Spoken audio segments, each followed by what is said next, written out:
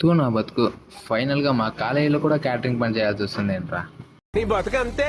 Signals దగ్గర నెమలేకలో పాలపేకలో అమ్ముకోవాల్సిందే. Useless fail. ఏం జరిగిందో తెలుసుకోవాలంటే వీడియో మొత్తం చూడండి, మీకే అర్థమవుతుంది. శనిదేవుడు అందరికీ దూరంగా నాకు దగ్గరగా ఉంటాడు ఎందుకో. అంతలోనే బండిలో పెట్రోల్ అయిపోయింది.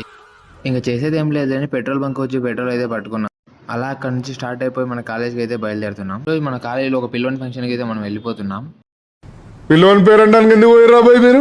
మమ్మల్ని పిలిచుడు మర్చిపోయిండేమో అనిపోయినాం సార్. ఏందే మమ్మల్ని పిలిచుడు మర్చిపోయిండేమో అనిపోయినాం సార్. అట్లా కూడా పోతారా?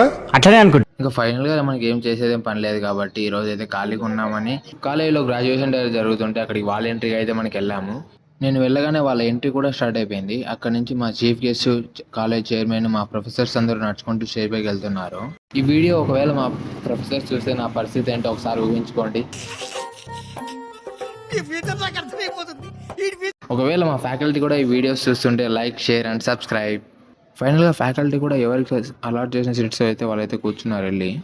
అంతలోనే మా స్ఫూర్తి మేడం అయితే యాంకరింగ్ ఎరగదీస్తుంది. అసలు గ్రాడ్యుయేషన్ డేలో ఏం జరిగిందో తెలుసుకోవాలంటే పార్ట్ 2 అని కామెంట్ చేయండి. మొత్తం పార్ట్ 2 కూడా అప్లోడ్ చేసేస్తాను.